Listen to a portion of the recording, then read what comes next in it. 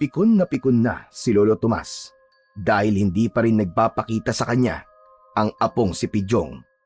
Hindi na naman ito tinapos ang pagsisibak ng kahoy. Nako! Makakatikim talaga sa akin ang batang yon. Ay nako, malilintikan talaga siya sa akin.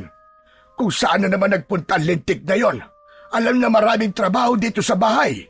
Pag uwi niya talaga ay makikita talaga niya ang hinahanap niya. Pumasok na ng bahay si Lolo Tomas at pumanhik ng hagdan dahil magpapalit siya ng suot na t-shirt. Pinawisan siya sa paghahanap niya sa apong si Pidyong. Kaya lamang, pag-akyat niya ng bahay ay nakita niya roon na natutulog pala sa sahig ng bahay ang kanyang apo. Naghihilik pa ito. Just kay batang ito! Pinahirapan pa ako sa paghahanap, nandito lang pala sa itaas ng bahay at natutulog. Inabot na naman ang katamaran ng batang ito. Napakunot ang noo ni Lolo Tomas nang marinig niyang biglang tumawa ang kanyang apo. Tumatawa habang natutulog. Nananaginip pa yata ang lokong ito. Sige na. Huwag ka nang pakipot. Ikaw talaga Sige na. Aba, tignan mo nga naman. Talagang nananaginip yata ang damuhong ito. Sige na. Pagbigyan mo na ako. Kahit isa lang.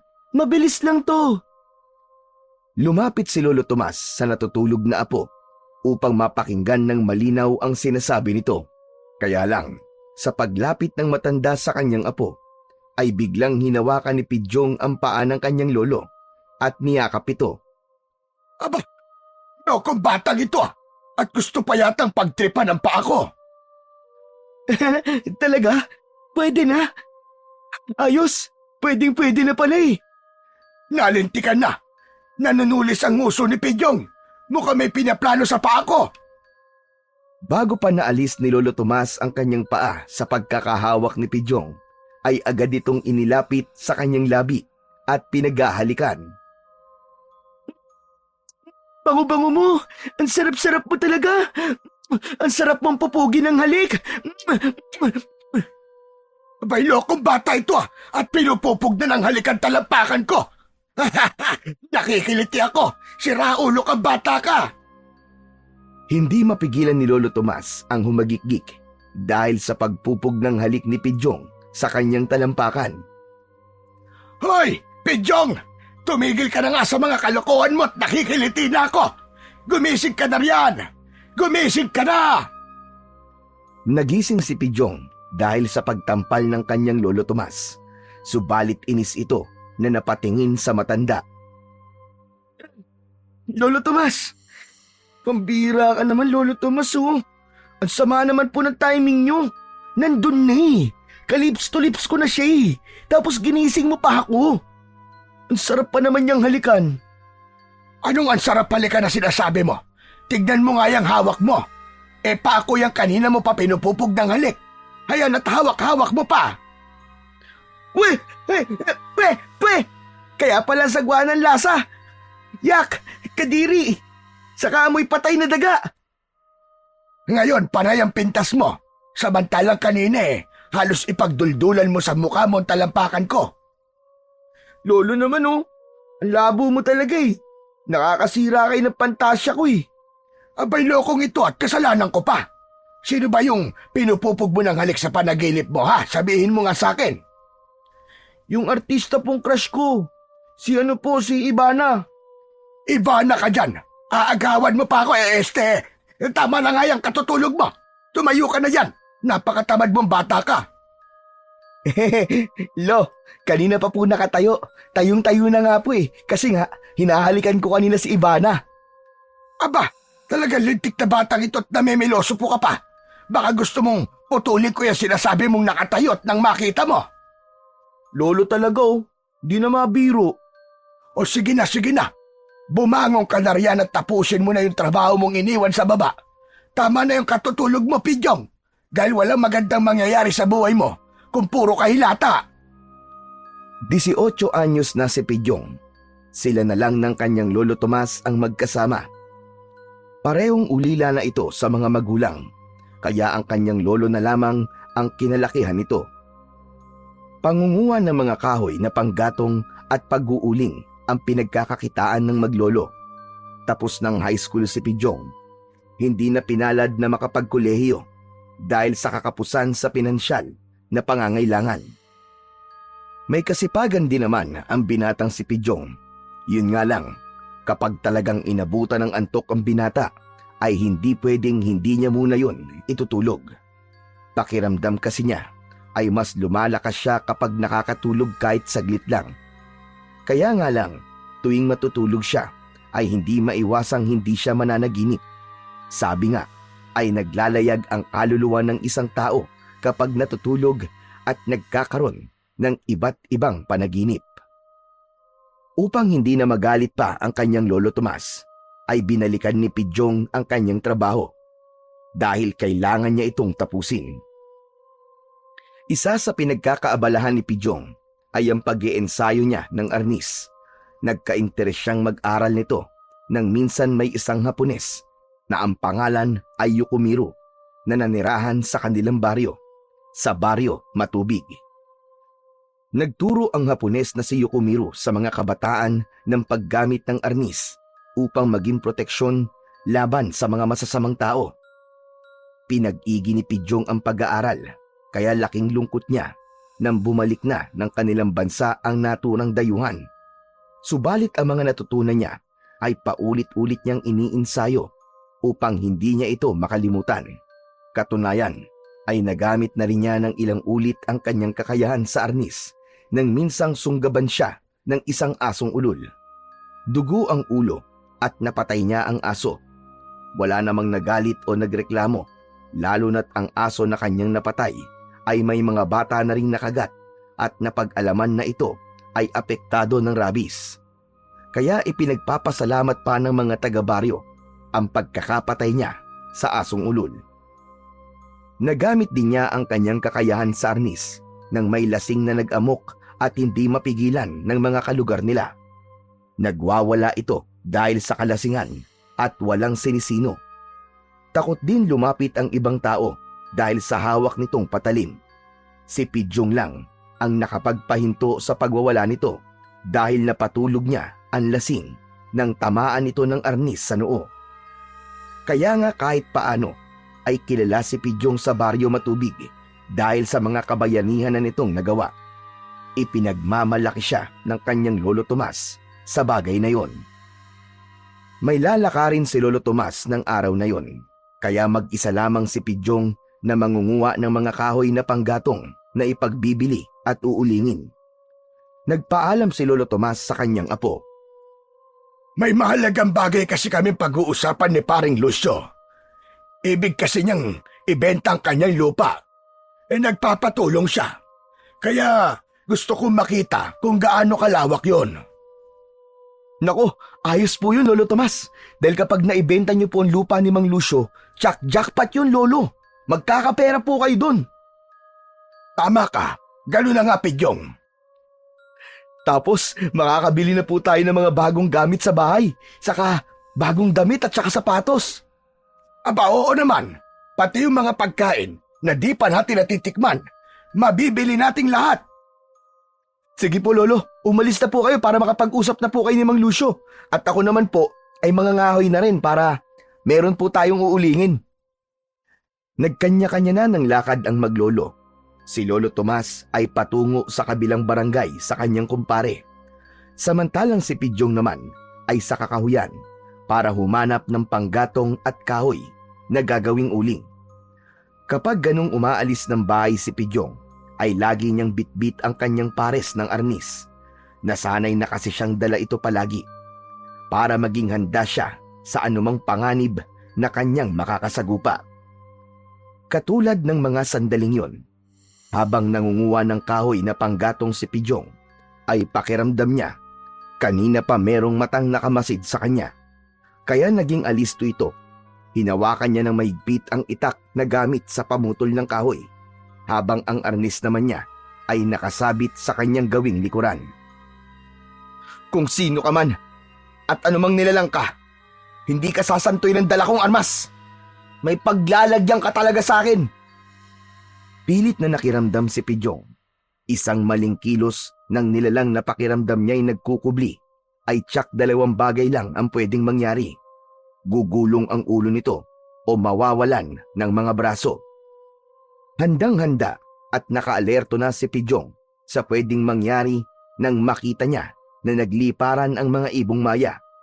Pahiwatig na nabulabog ang mga ito.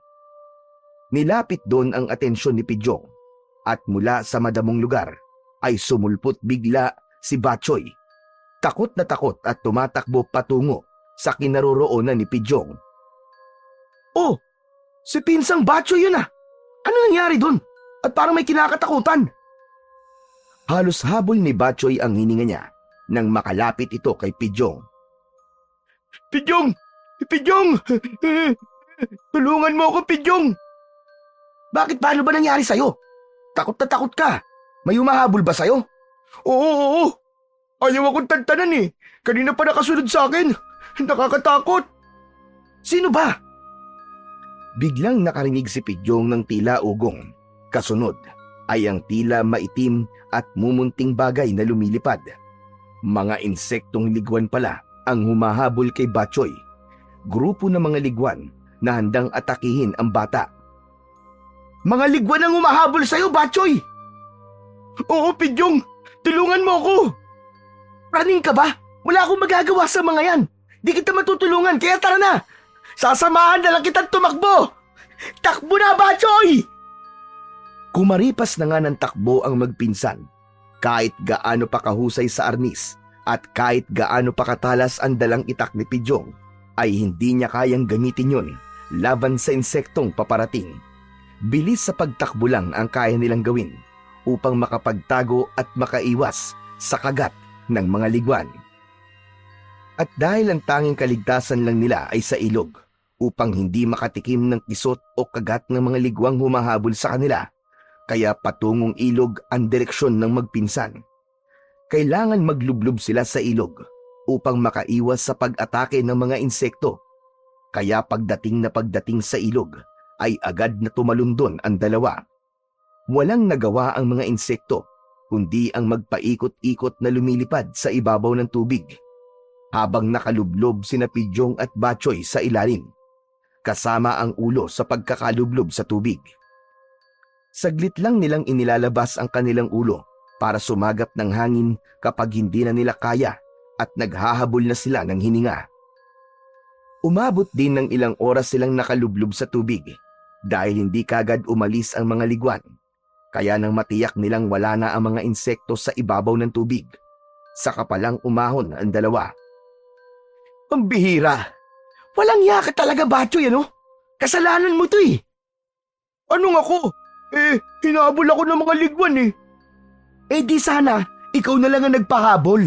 Pero nung ginawa mo, dinamay mo pa ako eh, no? Kasalanan mo, pinsan, kung nadamay ka. Kasalanan ko pa talaga ngayon, ha?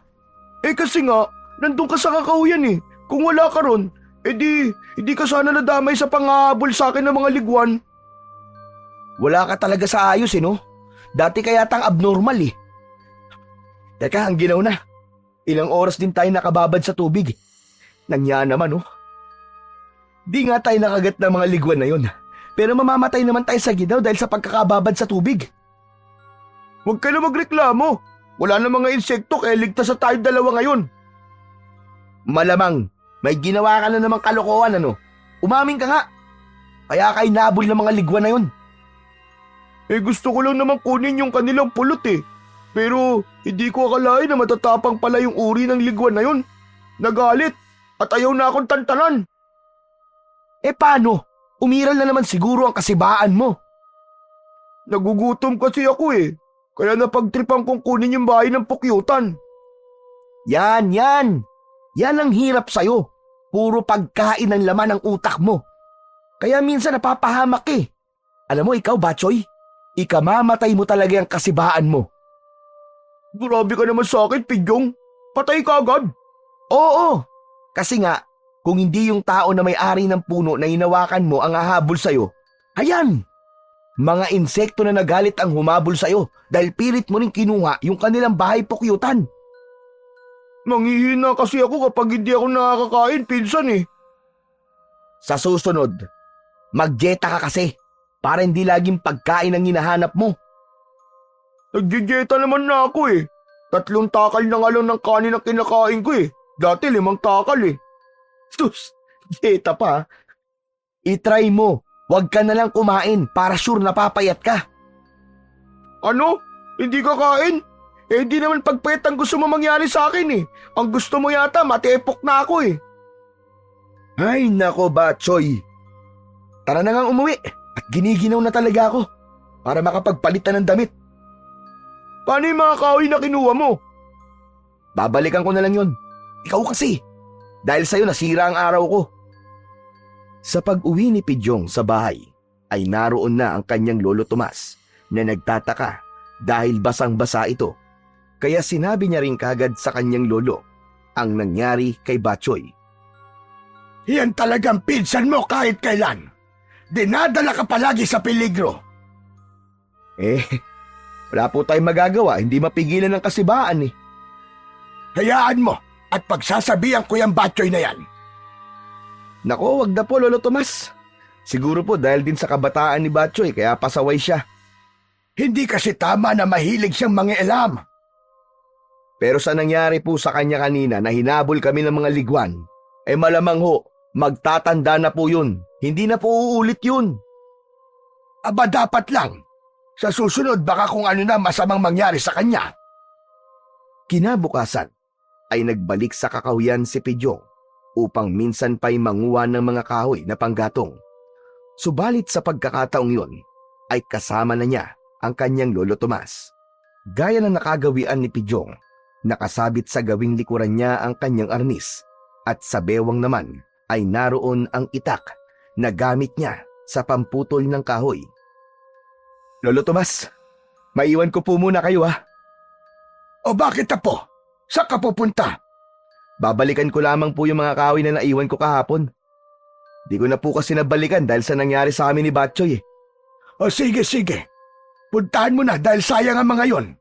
At nang maiuling na rin natin. May mga order sa akin ng uling at dapat makapagpadala tayo. Sige po Lolo Tomas, hindi po ako magtatagal. Balikan mo na lamang ako rito, apo. Opo. Iniwan na ni Pidyong ang kanyang lolo Tomas. Pinuntahan niya ang lugar kung saan niya iniwan ang mga nakuha niyang kahoy. Agad yung natagpuan ng binata. Gamit ang dalang panali ay tinalian ito ni Pidyong upang madali niyang buhatin. Akmang bubuhatin na sana niya ang itinaling kahoy nang makarinig siya ng sigaw ng isang babae. Teka, boses ng babae yun ah. Parang nasa panganib siya tumihingi ng tulong. Nagpalinga-linga si Pidyong sa paligid. Hinahagilap ng kanyang mata ang pinagmumulan ng boses ng babae na kanyang narinig. San kaya yun? Biglang nawala ang sigaw ah. Parang malapit lang dito sa kinaroroonan ko. Muling narinig niya ang sigaw na yon.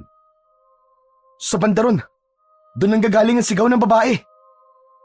Itinabi na lang muna ni Pidyong ang nakataling kahoy at agad niyang tinungo ang lugar kung saan niya narinig ang boses ng babaeng humihingi ng tulong. Subalit nang makarating siya sa lugar na inakala niya'y pinagmulan ng sigaw ng babae, ay wala siyang nakita roon. Pambihira. Mukhang guni-guni ko lang yata yun ah. Wala pa rin akong makita dito eh. Akmang aalis na sana si Pidyong upang balikan ang kahoy na dadalhin niya sa kinaroroonan ng kanyang lolo Tomas nang minsan pa'y marinig niya ang sigaw. Sa pagkakataong yon ay hindi lang boses ng babae ang kanyang narinig, kundi nakita na rin ng kanyang mga mata. Ayun! Isang babae ang tumatakbo, takot na takot. Tila may humahabol sa kanya. Baka mamaya, katulad lang din siya ni Batchoy na hinahabol ng mga ligwan. Patungo sa kinaroroonan niya ang babaeng tumatakbo na tila merong kinatatakutan. Tulungan mo ako! Ginoo! Tulungan mo ako! Hindi Ginoo ang pangalan ko. Ako si Pidyong. Ginoong Pidyong! Tulong! Tulungan mo naman ako! Miss, teka, huminahon ka. Ano bang kinatatakutan mo? May humahabol ba sa'yo? Oo, hinahabol nila ako at ayaw nila akong tantanan. Hinahabol ka ng mga insekto? Hinahabol ka ng mga ligwan? Yung ba ang ibig mo sabihin? Hindi mga insekto ang humahabol sa akin. Ayan sila! Ganun na lamang ang pagkagulat ni Pidjong nang makita kung ano ang humahabol sa babaeng kanyang kaharap. Hindi ito insekto katulad ng kanyang akala, kundi kakatwang nilalang. Uri ng nilalang na akala mo'y isang aswang. Subalit kung pagmamasdang mabuti, ay isang dambuhalang paniki na ang muka ay gaya ng sa muka ng tao, subalit may matutulis na pangil. 2 taong paniki ang humahabol sa babaeng humihingi ng tulong kay Pidjong. Anak nang, ngayon lang ako nakakita ng ganyang uri ng nilalang Ibig nila akong kunin, Ginoo. Tulungan mo ko. Ayokong sumama sa kanila. Huwag ka mag-alala. Akong bahala sa'yo, miss. Hindi sila sasantuin ng arnis at itak ko. Sige, magtago ka na muna sa likod ko at ako nang bahala sa mga halimaw na to. Nagkubli ang babae. Takot na takot ito. Samantalang agad naman kinuha ni Pidjong sa kanyang likuran ang pares ng arnis. Mahigpit itong hinawakan at pumorma ito upang makakuha siya ng magandang buwelo sa pagharap sa 2 taong paniki na ngayon ay kanyang makakaharap. Pumagaspas ng pakpak ang taong paniki. Ibinuka ang bunganga na may matutulis na pangil. Sa pagkakabuka ng malaking bibig nito ay tumutulo pa ang malagkit nilang mga laway. Bago pa nito nasakmal si Pidjong, ay agad na hinataw ng binata ang kanyang hawak na arnis at tinamaan ang ulo ng isang taong paniki. Matindi ang pagkakatama ng arnis sa ulo ng taong paniki. Lumikha yun ng sugat, kaya ang dugo ay tumalsik. Subalit tila hindi nasindak ang halimaw.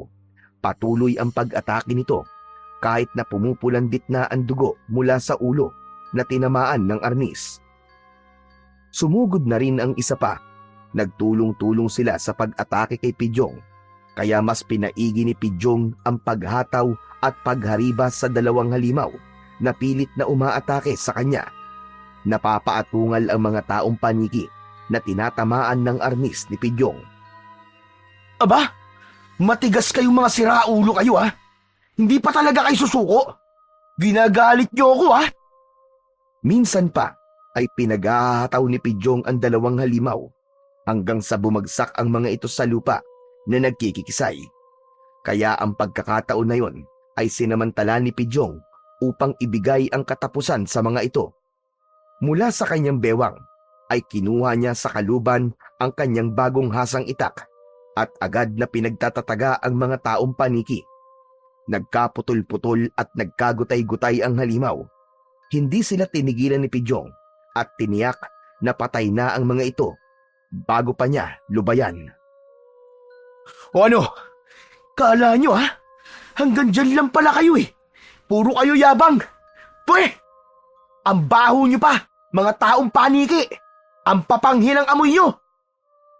Nang makita ng babae na wala ng buhay ang mga taong paniki dahil nagapi na ito ni Pidjong, ay saka pa lamang lumabas sa kanyang pinagtataguan ang dalaga. Lumapit ito kay Pidjong at biglang yumakap dahil sa kasiyahan. Salamat! Maraming salamat sa iyo, Ginoo! Sandali! Sandali, miss. Hindi pa tayo close, Kung makayakap ka naman kaagad sa akin, hindi pa nga tayo magkakilala Ay, paumanhin, Ginoo. Nadala lamang ako ng aking damdamin. Labis-labis kasi ng aking nararamdamang kasiyahan.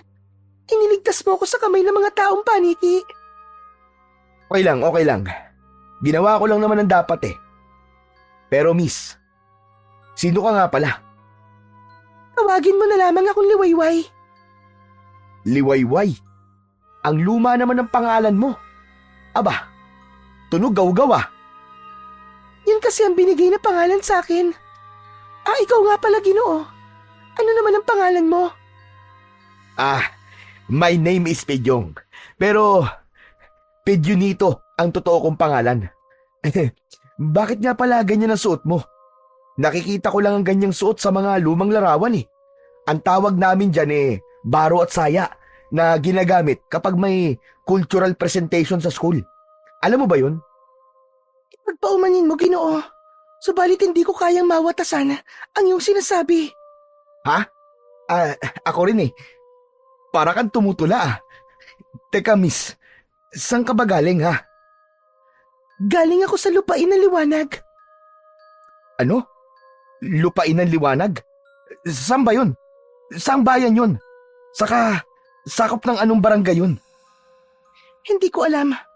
Basta ang tawag sa aming tirahan ay lupain ng liwanag. Yung mga taong paniki na humabol sa'yo, saan galing yung mga yun? Ngayon lang ako nakakita ng ganung nilalang eh. Galing sila sa ibang lupain. Sila ang mga nilalang na naninirahan sa lupain ng dilim. Oh, lupain ng dilim naman ngayon. Ibang klase ang tawag sa mga tirahan nyo ah. Siguro ang laro ng mga bata dun dilim at liwanag. Tama ka. Ganun nga ang isang uri ng nilalaro ng mga kabataan sa aming lugar. Alam mo rin pala ang larong yun? Hula ko lang yun, pero tumama pala. Ang angas naman. Ang totoo, Pidyong, dahil sa ginawa mong pagliligtas sa akin, marahil, ikaw ang taong matagal na naming hinihintay. Ha? Matagal nang hinihintay? Oo, ikaw ang aming magiging tagapagligtas upang mapigilan na ang pagsakop ng mga nilalang mula sa lupain ng dilim at hindi tuluyang mapasok ang aming lupain. Ang lupain ng liwanag. Teka lang, liwayway ah. Hindi ko maintindihan ang mga sinasabi mo eh. Isa lamang akong pangkaraniwang mga ngahoy. Tapos sasabihin mo ako'y magiging tagapagligtas? Oo, Pidyong. Yun ang aking nararamdaman dahil sa ginawa mong pagtatanggol sa akin. May mabuti kang kalooban. Hindi mo pa ako kilala, subalit itinaya mo ang sarili mong buhay para ako'y iligtas. Katangian ng isang matapang na Ginoo. Katangian ng isang tagapagligtas. Kaya, sumama ka sa akin. Naku, wait lang ha. Hindi pa tayo close eh. Tapos, gusto mo pikutin na agad ako? Aba, never. Hindi pa ako handang mag-asawa, liwayway. Saka, iisipin ko pa kung matataypan nga kita. Pidyong, nakikiusap ako. Kailangan ka namin. Ayos ka rin no? Ang kulit mo eh. Nasa gayong pag-uusap at pagtatalo sina Pidyong at Liwayway nang marinig ng binata ang pagtawag ng kanyang lolo Tomas na kanina pa marahil naghahanap sa kanya. May tao! Ang lolo Tomas ko tumatawag sa akin. Hinahanap na niya ako, Liwayway. Hindi pa niya ako dapat makita. Bakit naman? Dahil hindi pa tapos ang misyon ko. Sige na, paalam Pidyong. Magkikita pa tayo uli. Sandali, Liwayway! Saan ka pupunta? Hindi na sinagot pa ni Liwayway ang tanong ni Pidyong, kundi nagmamadali na itong tuloy-tuloy na lumayo hanggang sa tuluyang mawala sa may matataas na damo. Siya namang paglapit ni Lolo Tomas sa kanya na nag-aalala. Jasky ka, bata ka! Kanina pa kita hinahanap pa! Nandito ka lang pala! Wala na siya, Lolo. Wala! Sinong wala? Si Liwayway po. Abay, sinong liwayway? Wala ka namang kasama dito. Nag-iisa ka nang makita ko. Nananaginip ka na naman ba? Hindi, gising na gising po ako, Lolo. Kanina lang po may kasama ako dito at nandito siya. Magkausap nga kami. Tsaka, iniligtas ko pa nga po siya mula sa mga taong paniki na sabi niya, ibig kumuha daw sa kanya. Ano ba sinasabi mong bata ka? Kung ano-anong iniimbento mo salita. Palibasa, masyado kang mahilig na mga panood sa mga palabas tungkol sa kababalagan. Kaya napapanaginipan mo. Lolo Tomas, totoo po mga sinasabi ko sa inyo. Kanina lang may kasama po talaga akong babae rito. Ang ganda nga niya eh. Kaya lang makaluma. Parang galing sa panahon ni Mahoma. Parang galing sa libro ang itsura niya eh. Parang matandang tao. May sakit ka ba, Tomas? Aba, parang nilalagnat ka yata. Lo, wala po akong lagnat. At totoo po ang mga sinasabi ko sa inyo. May babaeng naligaw kanina rito. Iniligtas ko pa nga po siya, Lo. Totoo po yun. Tignan niyo pa po itong itak ko. Ayan o, may dugo pa. Dugo po yan ng taong paniki na pinatay ko. At yung mga taong paniki na pinatay ko, hayan sila oh. Tinignan ni Tomas ang lugar na itinuro ng kanyang apo. Subalit wala namang anuman ang naroon. Walang taong paniki na pinatay daw niya. Wala ring dugo ang hawak nitong itak. Wala naman ah! Ala, kanina lang nandiyan ang pinatay kong taong paniki. Saka kanina lang, puro dugo itong talim ng itak ko. Apo, ang mabuti pa umuwi na lang tayo. Mukhang kung ano-ano na nangyayari sa'yo. Pero lolo, maniwala kayo sa akin. Lahat po ng sinabi ko sa inyo totoo. Tapos niyaya pa nga ako ng babae na ang pangalan ay Liwayway. Ang sabi niya, sumama daw ako sa kanila dahil ako daw ang kanilang magiging tagapagligtas. Ano ka mo? Magiging tagapagligtas? Abay, paanong mangyayari yon? Dahil nga po iniligtas ko siya sa pag-atake ng mga taong paniki. Tapos ang sabi pa niya, mula daw po siya sa... Ano nga ba yun? Yun, lupain ng liwanag. Napakunot ang noo ni Lolo Tomas nang sabihin ni Pidyong ang tungkol sa lupain ng liwanag. Dahil pamilyar kay Lolo Tomas ang pangalan ng naturang lugar. Narinig na niya ang tungkol doon. Olo, bakit parang natahimik yata kayo? Alam niyo po ba ang lugar na tinatawag na lupain ng liwanag? Hindi na sinagot pa ni Lolo Tomas ang tanong ni Pidyong. Inaapo, bitbitin mo na ang mga itinali mong kahoy at nang makauwi na tayo. Baka abutan pa tayo ng dilim dito. Sumunod na lamang si Pidyong sa kanyang lolo. Binuhat ang nakataling kahoy upang umuwi na sila. Habang naglalakad ang maglolo, ay wala silang imikan. Tahimik si Lolo Tomas, subalit ang isipan ay puno ng katanungan dahil sa mga ikinuwento ng kanyang apo. Kinagabihan, pagkatapos maghapunan ay naging ugali ng maglolo ang magpalipas ng oras sa labas ng kanilang bahay. Doon sila nagpapaantok. Nakatingin si Lolo Tomas sa kalangitan. Maliwanag ang buwan, kaya natatanglawan ng liwanag ng buwan ang bakuran ng bahay nila Lolo Tomas. Si Pidyong ang bumasag ng katahimikan dahil hindi pa rin nagsasalita si Lolo Tomas na dati naman ay nag-uumpisa ng kanilang pag-uusapan. Lolo, hindi pa rin po ba kayo naniniwala sa mga sinabi ko sa inyo kanina? Hindi agad sumagot ang matanda. Nakatingin lamang ito kay Pidyong. Ang liwanag ng buwan, no? Di kaya dyan yung lugar na sinasabi sa akin ni Liwayway na lupain ng liwanag? Doon daw po kasi sila nakatira eh. Tumitig si Lolo Tomas sa mga mata ng apo. Pidyong apo, hindi ko alam kung dapat ko bang sabihin sa ito. Kaya lamang, pagkakataon na ang siyang nagtakda.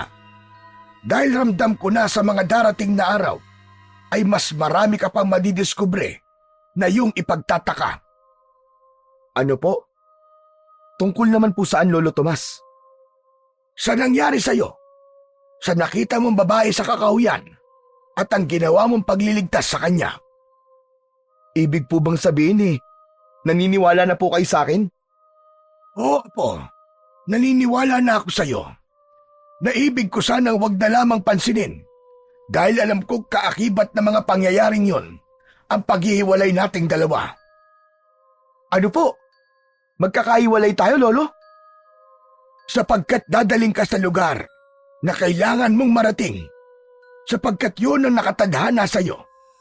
Dahil nabibilang tayo sa lahi ng mga taong nakatakda upang magligtas at makatulong sa kapwa.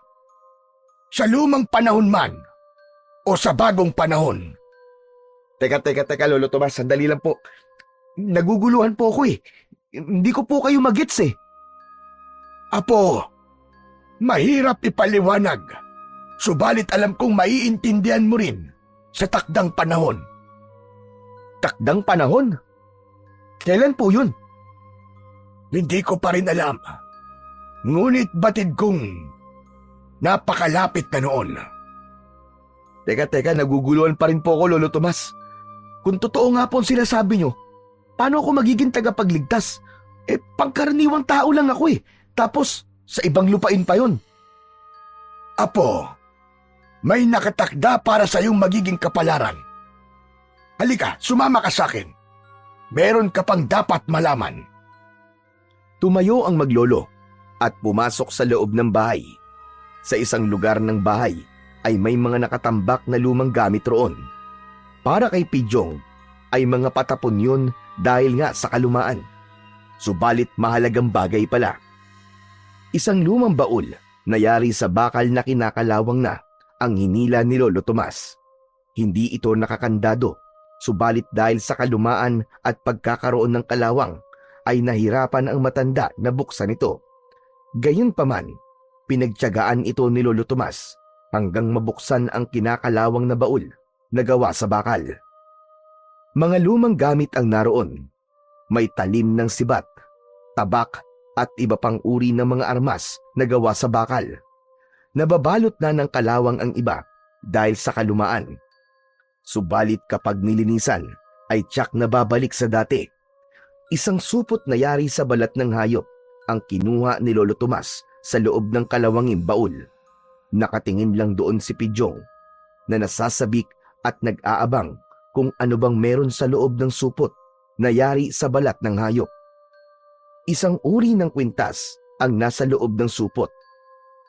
Nakapalawit sa kwintas ang isang kakaibang uri ng bato na kumikislap at ang kislap nito ay lumilikha ng kulay na katulad ng sa bahaghari.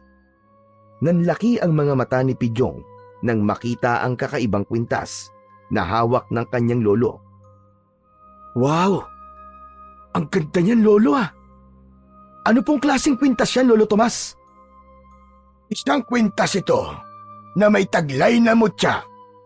Mutya ng baghari. Sinasabi na ito ay nakuha kasama ng palayok na may lamang ginto na natagpuan sa dulo ng baghari. Pambihira! Ngayon lang po ako nakarinig ng mutya ng baghari ah! Meron pala nun? Ang tungkol dito ay sinabi lang sa akin ng aking lolo Pidong, ang tatay ng tatay ko. Lolo niyo po siya, Lolo Tomas? Na lolo mo sa talampakan. Bakit niyo po itinago lang dito sa baul, Lolo Tomas? Dahil wala akong paggagamitan yan. Isa pa, hindi lahat ng pinagpapasahan o nagmamana ng mutyang ito ay mabuti ang idinudulot. Kaya pinili kong itago na lamang. Natakot po kayo, Lolo? Oo, apo, tama ka. Isa pa, umabot ako sa edad na 18 na walang anumang nagpakita sa akin o nagparamdam upang gamitin ko ito. Ibig lang sabihin ay hindi ako ang siyang karapat-dapat para humawak at mag-alaga sa mutya ng baghari. Pero ngayon po inilabas niyo na to. Ano pong ibig sabihin nun? Apo, ramdam kong ikaw ang siyang karapat-dapat.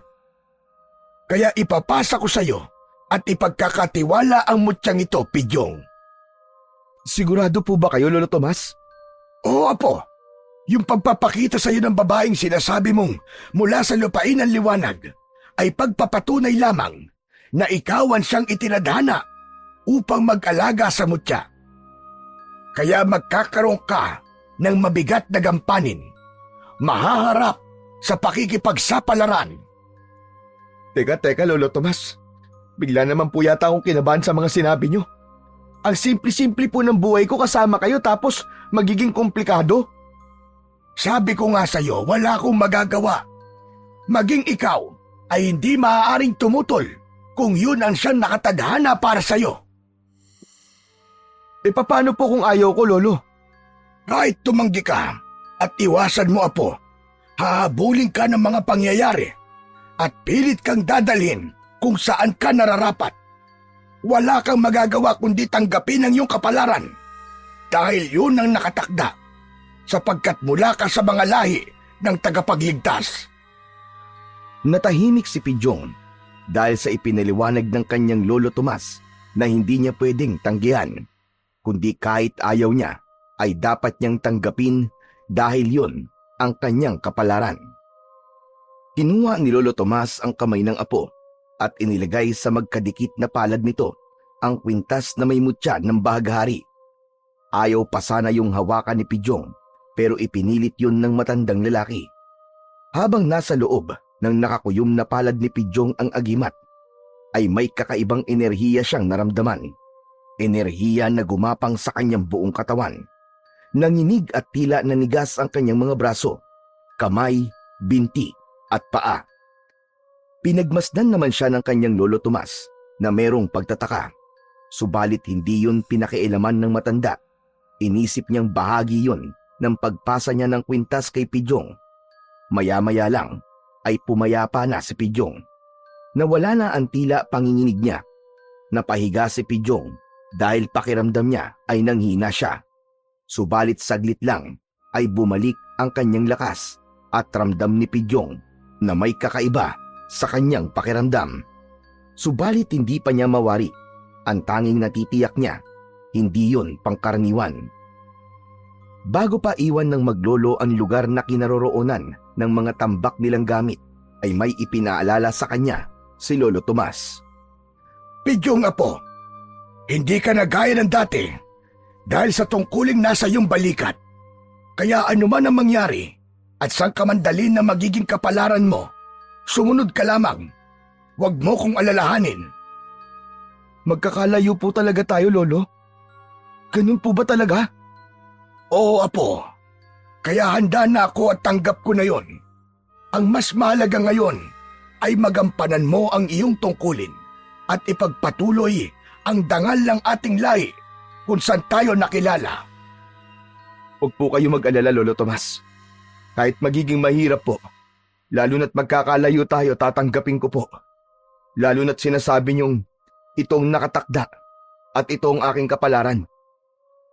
Isinuot na ni Pidyong ang kwintas at umalis na sila ng kanyang lolo sa lugar na may mga tambak na lumang gamit. Lumalalim na ang gabi, kaya kailangan na nilang magpahinga dahil kinabukasan ay hindi batid ni Pidyong kung ano ba ang naghihintay na kapalaran sa kanya. Subalit ng gabing yun ay hindi makatulog si Pidyong. Maraming naglalaro sa kanyang isipan.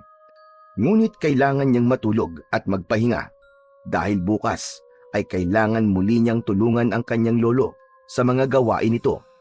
Kaya ipinikit na lamang ng binata ang kanyang mga mata. Pinilit niyang matulog upang makapagpahinga. Kinabukasan, pagkatapos mag-almusal ng maglolo, ay naghanda silang muli upang tumungo sa kakahuyan. Tila walang nangyari sa mga lumipas na magdamag. Hindi na nila napag-usapan ang tungkol sa kwintas na ibinigay sa kanya ni Lolo Tomas. Gaya ng dati, ay muling sakbit ni Pidyong ang kanyang arnis. Nasa bewang naman ang itak na gamit niyang pamputol sa mga tuyong kahoy. Nadagdag nga lang ngayon ay ang pagkakaroon niya ng kwintas na ibinigay ng kanyang lolo. Kapag ganong nangunguha sila ng kahoy na uulingin at ipagbibili, ay nagkakanya-kanya sila ng lakad upang magkita na lamang sila sa isang lugar kapag tapos na sila sa pangunguha ng kahoy upang sabay pa rin silang uuwi. Subalit bago pa maghiwalay ng direksyon ng maglolo, ay may binitiwang salita si Lolo Tomas sa kanyang apo. Sana apo, magkita pa ulit tayo mamaya. Oo naman po, Lo. Magkikita pa ulit tayo. Naghiwalay na ng direksyon na pupuntahan ang maglolo. Nabanggit ni Lolo Tomas ang ganon dahil malakas ang kutob niya na merong mga mangyayaring hindi niya inaasahan. Namumutol na ng mga sanga ng kahoy si Pidyong. Naisip niya na kailangan niyang makarami. Habang abala sa pamumutol, ay nakaramdam siya ng kung anong kaluskos mula sa hindi kalayuan. Kasunod ay sigaw ng boses na pamilyar sa kanya. Boses yun ni Pinsan ah. Bakit kaya siya sumisigaw? Mukhang may di magandang nangyari kay Batchoy ah. Pasaway talaga. Iniwan ni Pidyong ang kanyang ginagawa at hinanap ang pinsan na tila nangangailangan ng tulong.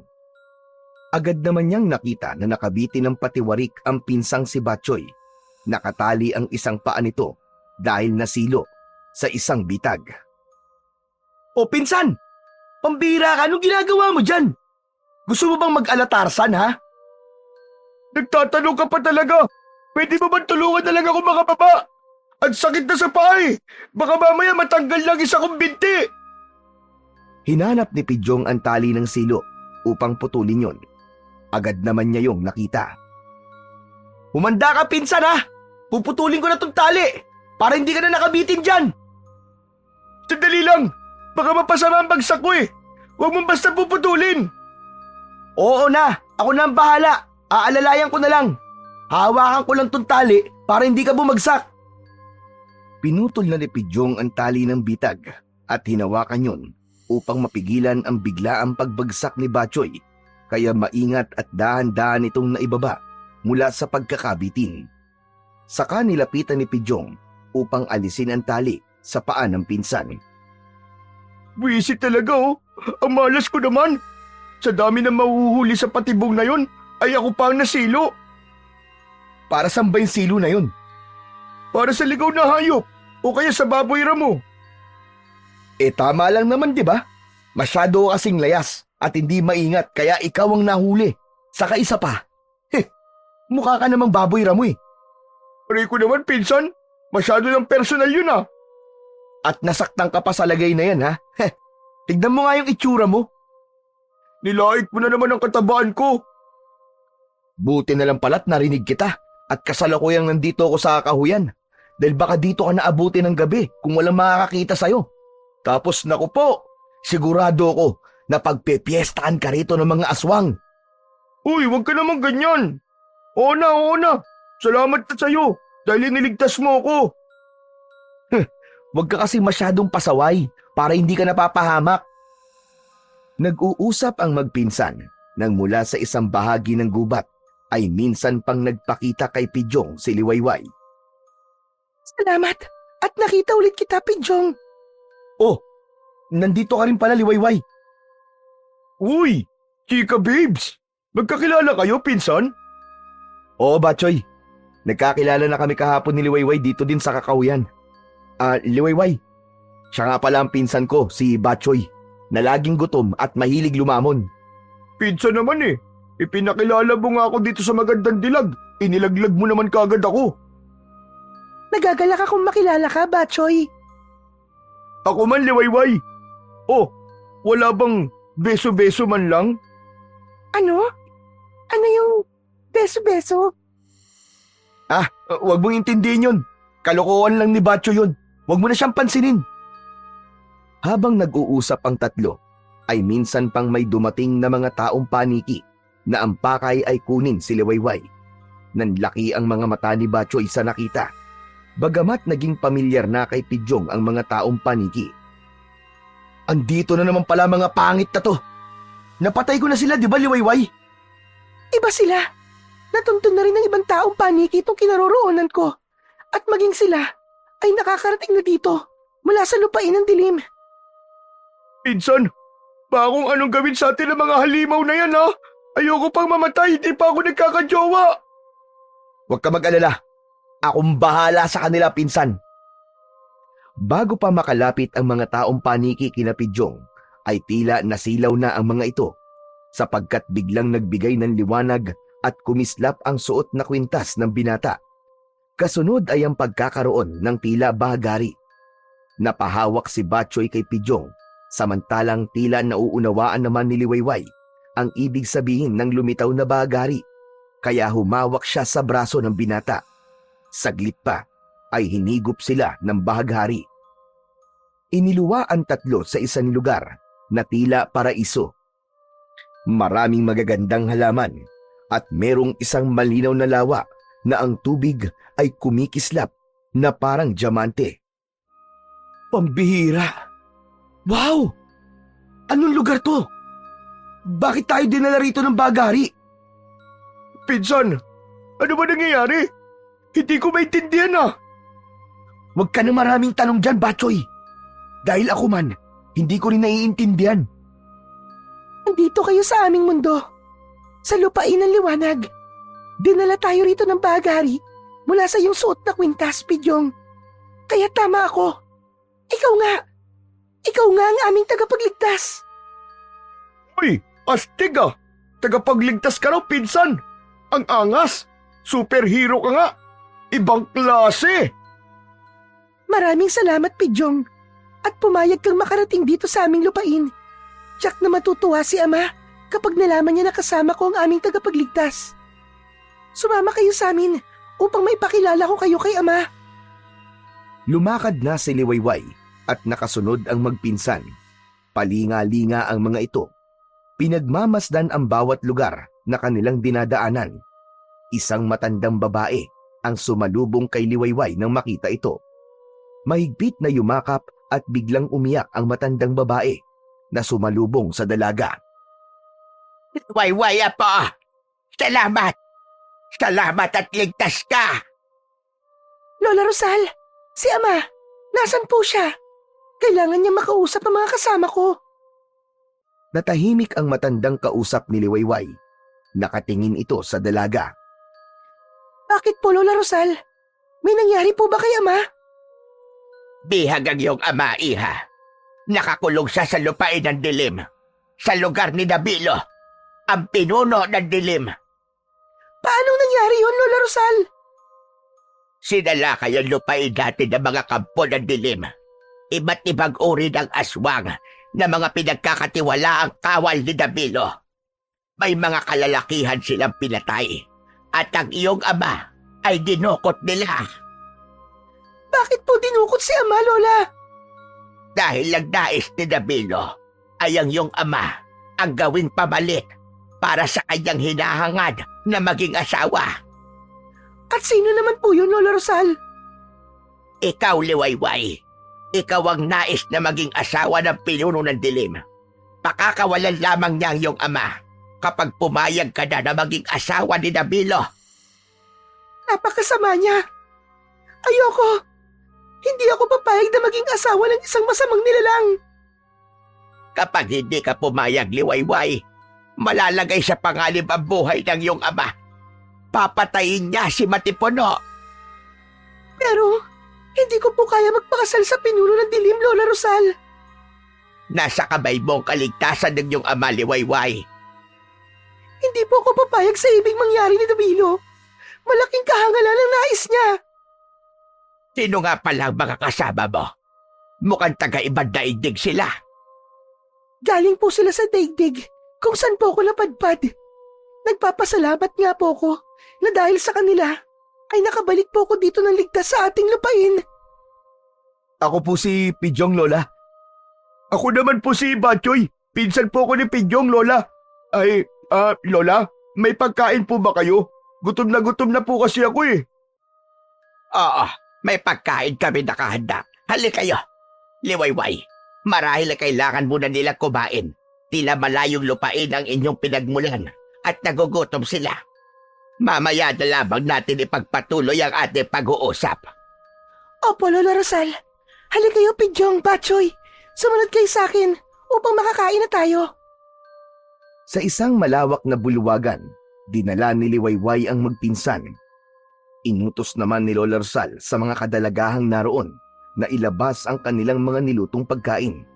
Kaya ilang sandali lang ay napuno ng sari-saring pagkain ang malapad na mesa sa bulwagan. Mga karne ng hayop, inihaw na isda, at sari-saring prutas. Hane pa, parang piyestahan na. Siguro naman wala ka ng reklamo ngayong pinsan. Tiyak na bundat ka sa dami ng pagkain na nasa harapan natin. Pinsan, tamang napasama ako sa'yo. Hindi pala ako magugutom sa lugar na ito. Sandamakmak ang pagkain. Hinay-hinay ka lamang at baka maimpatyo ka. Nakakahiya kung dito ka pa magkakalat. Huwag ka mag-alala, Pinsang Pidyong. Alalay lang ang gagawin kong pagkain. Sige na, kumain na kayo, Liwayway. Sabayan mo na lang sila sa pagkain. Sumunod naman si Liwayway. Niyaya na niyang kumain ang magpinsan. Hindi malaman ni Batchoy kung ano ang una niyang kukuning pagkain. Halos tinikman niya ang lahat ng pagkaing nakahanda. Nagustuhan din ni Pidyong ang mga pagkaing naroon. Pagkatapos ng mahigit isang oras pagkalipas nilang kumain, ay muling lumapit sina Liwayway at Lola Rosal kay Pidyong. Samantalang si Batchoy, dahil sa labis na kabusugan, ay inantok at nakatulog. Paumanhin, kumakaistorbo kami sa'yo, Pidyong. Wala yun, Liwayway. Sige, ano bang pag-uusapan natin? Nabanggit kasi sa akin ni Liwayway na kaya kasama ka niya rito sa aming lupain, Pidyong, ay dahil ikaw ang aming tagapagligtas. Ang totoo po niyan, Lola Rosal medyo duda pa rin po ako sa bagay na yan. Pero paulit-ulit po na sinasabi sa akin ni Liwayway. Kaya, di sige, ako na nga po siguro. Sa unang kita ko pa lang sa'yo, binata, ay iba na ang nararamdaman ko. Tunay na ikaw nga ang aming hinihintay. At ang isa sa magpapatunay niyan, dahil sa suot niyang kwintas, ay nakabalik ako dito sa ating lupain. Tama ka, Apo. Yamang ikaw nga ang aming tagapagligtas.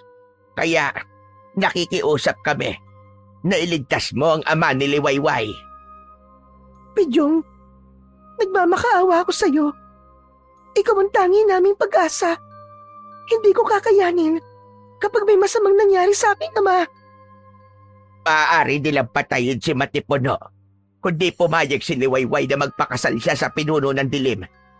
Subalit, kahit patayin nila si Matipuno, hindi pa rin sila titigil upang hindi kunin si Liwayway. Kaya ikaw lamang ang tangi naming pag-asa, Pidyong. Gising na noon si Batchoy at narinig ang mga sinabi ni Lola Rosal at Liwayway. Naku, kaya-kaya po yan ang pinsang ko. Kwento nga niya na siya ang pumatay sa mga taong paniki na nakarating sa aming lupain. Sino nga palang makakasama ko sa pagtungo sa lupain ng dilim na sinasabi niyo? Mag-isa ka lang, Pidyong. Ngunit, maaari kang sabahan ng pinsan mo kung gusto mo. Sandali! Bakit po ako? Wala naman po akong kinalaman dyan Hindi maaaring sumama ang mga kalalakihan dito sa aming lupain. Mas mapanganib yun. Wala silang kakayahan upang labanan ng mga kampong aswang ni Dabilo. Kapag nagkataon, maaari pa silang maging kapanalik ni Dabilo kapag ginamitan sila ng itim na kapangyarihan. Kaya, madadagdag pa sila sa mga aswang na makakalaban mo. Kung ganon, tayong dalawa na nga lang, Batchoy. Seryoso ka ba talaga, pinsan? Oo naman. Huwag kang mag-alala, Batchoy. Pagkatapos ng inyong pakikipaglaban, mas masasarap na pagkain ang ihahanda namin para sa'yo. Ayun! Ayos! Ano pang hinihintay natin, pinsan? Tara na! Puntahan na natin si Dabilo para iligtas ang airpat ni Liwayway. Kakausapin ko ang isa sa aming utusan upang samahan kayo sa bukana ng lupain ng dilim. Hanggang doon lang niya kayo maihahatid. Tinawag ni Lola Rosal ang lalaking utusan na magsasama kina Pidyong. Kaya saglit pa ay lumakad na sila patungo sa ikatlong bundok kung saan naroon ang lupain ng dilim. Halika, Liwayway. Kailangan nating ihingi ng patnubay sa mahal na Bathala ang gagawing pakikipagsapalaran nila Pidyong sa kabay ng mga kampon ng dilim. Opo, Lola Rosal. Bilang mga kababaihan dito sa lupain ng liwanag, ayun ang tangi nating magagawa. Ilang oras din ang naging paglalakbay ni Pidyong at Batchoy kasama ang utusan bago nila narating ang bukana ng lupain ng dilim. Iniwan na sila roon at nagbalik na ang utusan sa lupain ng liwanag. Andito na tayo, Batchoy. Pinsan, ikaw na lang kaya tumuloy. Parang natatakot na ako Susunod na lang ako dun sa nagatid sa atin dito. Kita mo to si Raulong to. Sige, subukan mo akong iwan rito. At kapag may lumitaw na halimaw, ikaw ang una kong ipapain. Uy, wala namang ganunan. Nagbibiro lang yung tao Pinsan mo ako, di ba? Yun na nga Pinsan mo ako pero gusto mo akong iwan. Magpinsan tayo, di ba?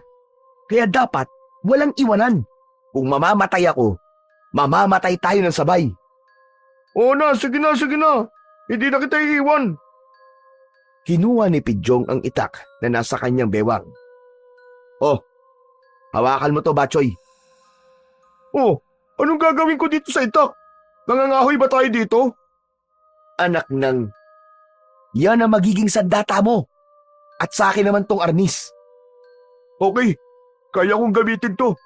Mas mahirap kung wala akong kahit na anong sandata Nasa pag-uusap ang magpinsan nang bigla silang makarinig ng mga tunog. Huni ng mga nilalang na noon lang nila narinig. Nakarinig din sila ng mga yabag na tila tumatakbo na papalapit sa kanila. Agad na inalihan ng takot si Batchoy. Pinsan, ano mga yun? Parang patungo dito sa kinaroroonan natin ah. Hindi ko rin alam, Batchoy. Basta umanda ka. Maging mapagmatsyag ka. Hawakan mong maigi ang tangan mong itak. Yan ang magliligtas sa'yo. Lumakas ng lumakas ang ingay na kanilang naririnig hanggang sa ganap nilang nakita ang mga nilalang ng dilim na pasugod sa kanila. Mga kakaibang uri ito ng mga aswang. Merong nakakatakot na itsura. Matutulis at malalaki ang mga tenga. Ang mga balahibo sa kanilang katawan at sa gawing likuran ay tila mga tinik na matutulis. Ang mga nag-aapoy na mga mata ay kakikitaan ng galit na handang umatake. Naghanda ang magpinsan. Nagtalikuran sila dahil nagsimula na ring paikutan ng mga aswang sina Pidyong at Batchoy. Kaya natin to, Batchoy. Lalaban tayo. Sabayan! Hindi ko sure, Pidyong. Kaya mo yan, pinsan. Magtiwala ka. Saka may tutulong sa atin. Bahala na. Isipin mo na lamang, mga litso na mga aswang na yan, na kapag nagapi mo, ay pwedeng-pwede mo silang lantakan. Sumugod na nga ang mga aswang. Agad na iwinasiwas ni Pidyong sa ere ang kanyang hawak na arnis. Laking gulat ni Pidyong na ang arnis na kanyang hawak ay nagliwanag. Ang bawat aswang na tamaan noon ay napapatungal dahil nag-iiwan yun ng apoy sa katawan ng bawat aswang. Samantalang nawala naman ang kaba ni Batchoy at nakipagsabayan na siya sa mga aswang. Sumusugat at nag-iiwan ng malaking hiwa sa katawan ng mga aswang ang bawat tamaan ng itak na hawak ni Batchoy. Dahil sa pagtulong ni Batchoy kay Pidyong ay tila nagawa na rin siyang palakasin at gabayan ng mutya ng bahaghari. Siya man ay nadamay sa lakas na ibinibigay nito upang harapin ang mga kampon ng kadiliman. Sige, lumapit pa kayo. Kala nyo ha, tignan natin kung hanggang saan ang tapang nyo. Lapit! Aba, ayos ah. Ang husay mo makipaglaban, pinsan ah. Hindi ko nga rin alam eh. Huwag ka na lang maingay, baka mausog pa. Pero kaya ko palang humarap sa mga pangit na aswang na to, no? O pinsan, ayan. Aatake na yung aswang sa likod mo. Nasa likod ko? Heto sa'yo. Yan! Tagpasan leeg mo ngayon. Ako naman, heto tikman nyo. Ang bangis ng arnis ko. Ha! Ha! Halos tumalsik ang ulo ng aswang sa lakas ng pagkakahataw ni Pidyong. Grabe, wala na sila pinsan. Nagsipulasan na ang iba. Nabahag na mga buntot. Baka humingi lang ng backup yung mga yon at bumalik. Eh di bumalik sila. Handang-handa na ako uli. Habang wala sila, Batchoy, siguro kailangan na nating ituloy ang paglalakbay natin.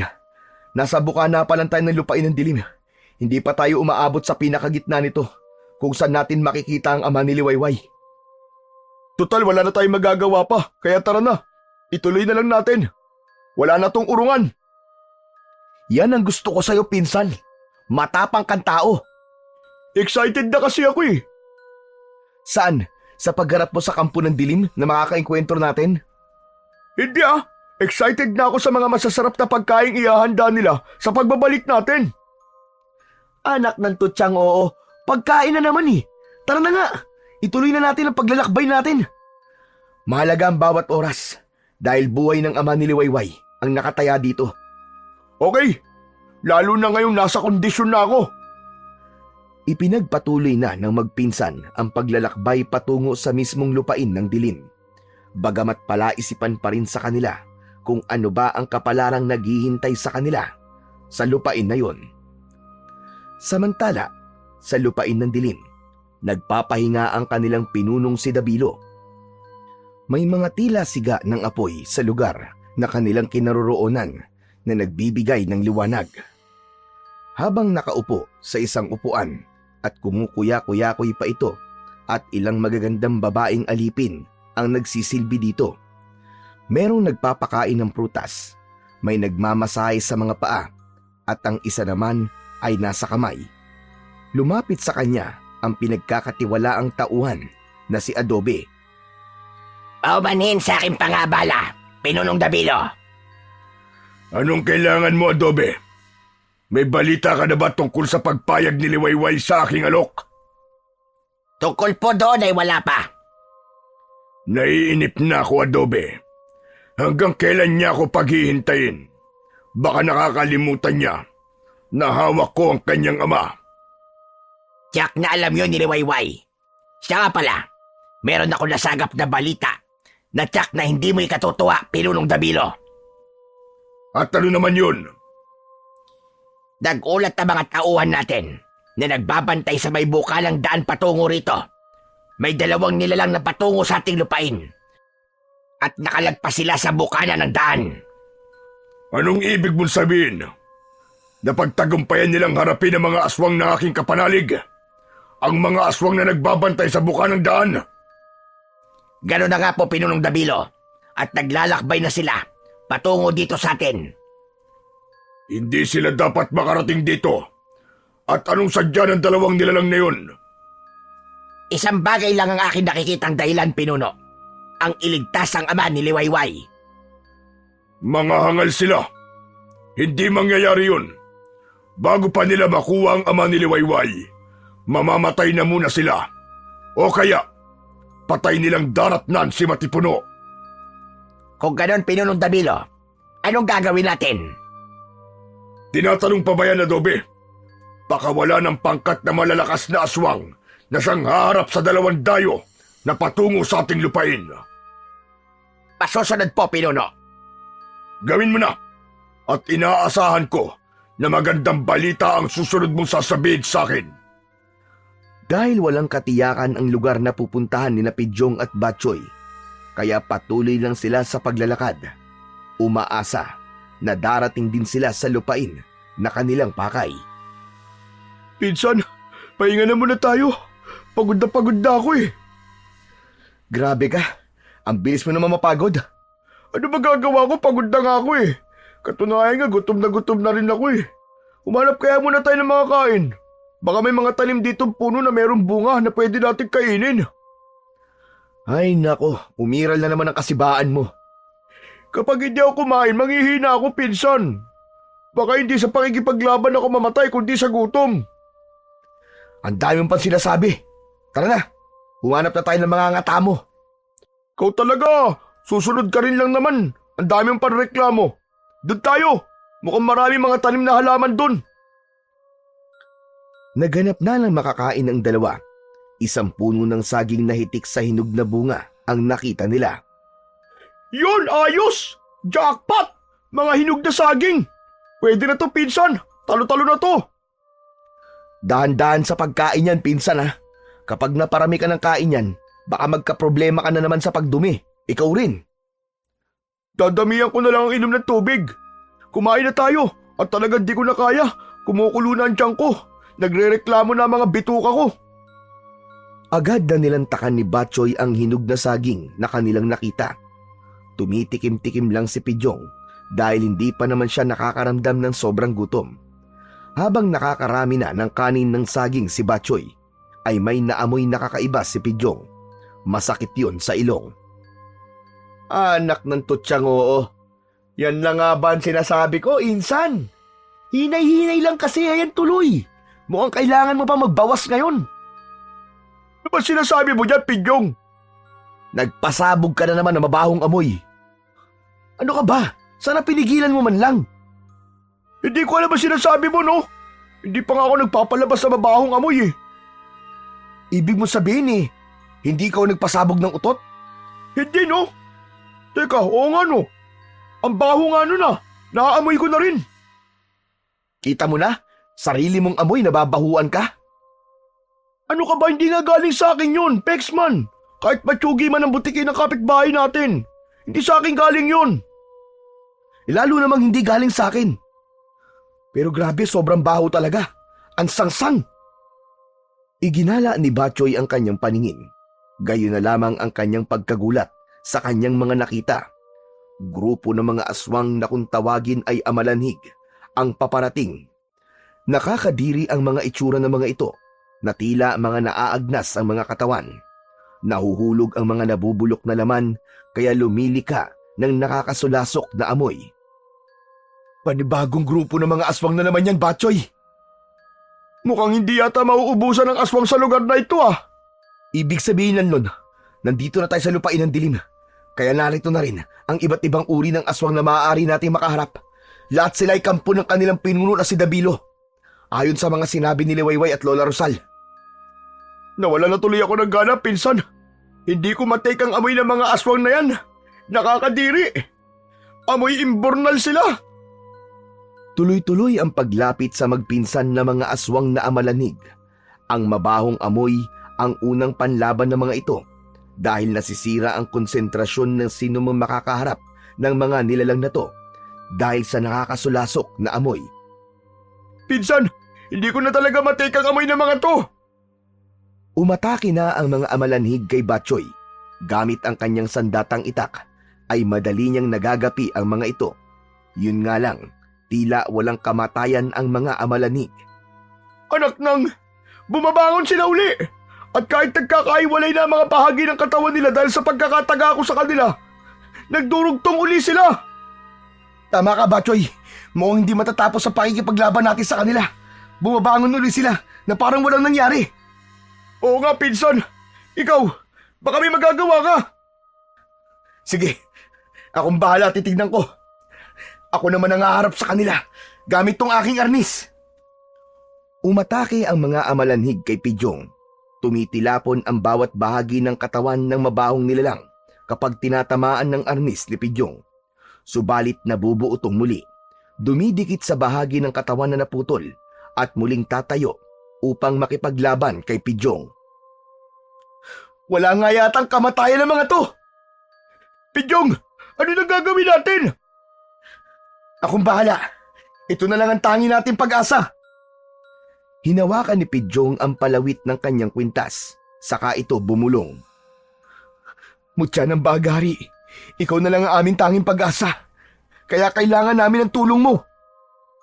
Pagkatapos nakausapin ni Pidjong ang mutya ng bahagari, ay lumikha ito ng nakakasilaw na liwanag. Liwanag na kinatatakutan ng mga amalanig. Nasilaw sila sa liwanag, sumisigaw at umuungol dahil sa sakit at pagkasilaw na nararamdaman.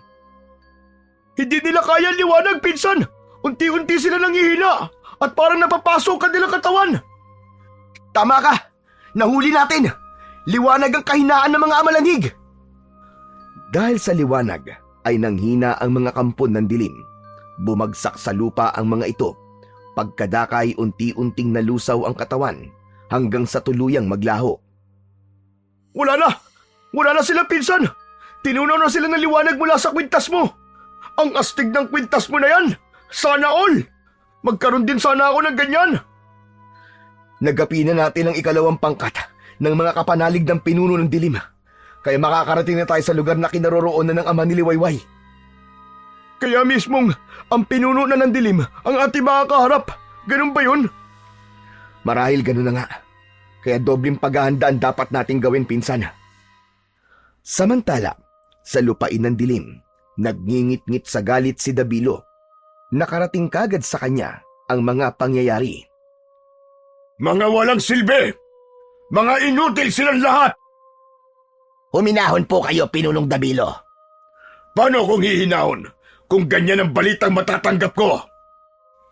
Isa lamang po ang ibig sabihin nun, Pinuno. Hindi pang karaniwan ng dayo na ngayon ay nakapasok na sa ating lupain. Kung nagawa nilang gapiin ang magkakasunod na pangkat ng mga aswang, tayo na ang huling haharap sa kanila. Ganun na nga, mahal na Pinuno. Dalhin sa akin ang ating biyag na si Matipuno. Siya ang ating alas para itigil ng mga dayo ang kanilang pakay. Subalit, si Matipuno ang siyang gagamitin mo upang makuha mo ang kanyang anak na si Liwayway. Alam ko kung gaano mo hinahangad na maging asawa ang anak niya. Oo, hindi pa rin yun nagbabago at matutupad yun. Dahil walang maaaring pumigil sa aking hangarin. Magiging asawa ko si Liwayway at siya magiging reyna ng dilim. Sa lupain naman ng liwanag, laking gulat ni Lola Rosal na hindi niya nakita sa higaan si Liwayway. kaya agad niyang ipinagtanong ito sa kanilang mga utusan. Iisa lang ang naging sagot ng mga ito. Umalis si Liwayway at ang pakiwari nila ay patungo sa lupain ng dilim. Napakatigas talaga ng ulo ni Liwayway. Nag-uusap na kami na dito lang siya at ipaubaya na sa 2 dayo ang pagharap sa mga kampo ng dilim at pagliligtas sa kanyang ama. Paano ko mapahamak ang aking apo? Malayo na ang narating ni Liwayway. Gaya ng sinabi ng mga utusan kay Lola Rosal, ay sumunod nga ito kina Pidyong at Batchoy. Nakarating na ito sa bukana ng daan ng lupain ng dilim. Walang kahit na anong aswang o malignong umahadlang sa akin. Malaya ako nakapasok. Isa lamang ang ibig sabihin nun. Napagtagumpayan nila Pidyong ang mga aswang na humarang sa kanila. Hindi ako nagkamali. Talagang maaasahan sila. Tunay na tagapagligtas. Nakaramdam ng kasiyahan si Liwayway sa mga oras na yon. Alam niya na malapit na sa inaasam na tagumpay ang ginagawang pagliligtas ni Pidyong sa kanyang ama. Itutuloy ko na ang aking paglalakbay. At sa lupain ng dilim, Jack, magkikita kami ron ni Pidyong. Dahil wala nang panganib sa mga dinaraanan ni Liwayway, kaya malaya siyang nakakadaan sa mga lugar na dati puno ng hadlang. Samantala, napasok na ni Pidyong at Batchoy ang pusod ng lupain ng dilim. Ang tanging kailangan na lamang nilang gawin ngayon ay hanapin na lamang ang lugar na kinaroroonan ng ama ni Liwayway kung saan ito nakabilanggo. Malaki-laki yung lugar na ito ah. Saan natin nahanapin si Mang Matipuno? Hindi ko rin alam, Batchoy. Anak ng... Paano natin siya tutulungan? Ang laki na agad ng problema mo, Batchoy ah. Huwag kang mag-alala. May tutulong sa atin. Wala ka bang tiwala sa mutya ng baghari? Ang dami nang naitulong sa atin tapos ngayon ka pa magdududa? Oo nga naman ano. Ba't di ko kagad naisip yun? O sige, ano pang hinihintay mo? Alamin mo na sa mutyang taglay mo kung saan natin pupunta ng ama ni Liwayway. Oo na, ito na. Aalamin ko na. Atat ka talaga kahit kailan eh. Pinsan, diet na ako ng ilang araw ah. Mga bunga na lang ng kung ano-anong puno ang nilalantakan natin. Gusto ko naman makatikim ng karne. At sabi ni Lola Rosal, masasarap ang ihahanda niya pagbalik natin. Ikaw talaga kahit kailan. Puro pagkain ang laman ng utak mo. Sa lugar na piitan ng ama ni Liwayway na si Matipuno, ay kinuha siya sa loob ng kulungan ni Adobe. Nakagapos ang kamay nito at may takip din ang bibig niya kaya hindi makapagsalita. Tanging mga ungol lamang ang maririnig mula kay Matipuno. Oh, huwag ka na magpumiglas, Matipuno. Hindi ka makakatakas. Kahit ano pang gawin mo. Siguro tinatanong mo kung bakit kita inalis dito. Gusto lamang ni Pinunong Dabilo na makita ka. Baka may iba pang plano sa'yo. Kaya sumama ka na lang sa akin at wag mo kong pahirapan dahil masasaktan ka lang. Walang nagawa si Matipuno kundi ang sumunod kay Adobe. Kinaladkad ito upang dalhin sa harap ng pinuno ng dilim. Kumusta ka, Matipuno? Wala pa rin ang anak mo. Mukhang hindi ka mahalaga sa kanya. Tila mas gugustuhin pa niyang mamatay ka na lamang kesa magpakasal siya sa akin. Nagpupumiglas si Matipuno. Gusto nitong magsalita, kaya lang nakabusal ang bibig nito. Hindi siya binibigyan ng pagkakataon ni Dabilo na magsalita dahil ayaw niyang marinig ang sasabihin nito. Lalo na mga salitang hindi niya maaaring magustuhan at ayaw ni Dabilo na marinig yon. Bibigyan ko pa ng konting pagkakataon ng anak mo. Baka nag-iisip pa siya. Subalit oras na mainip ako. Nakahanda na ang tabak na puputol sa iyong leeg at saka ko yun ipapadala sa iyong anak dahil sa katigasan ng kanyang ulo.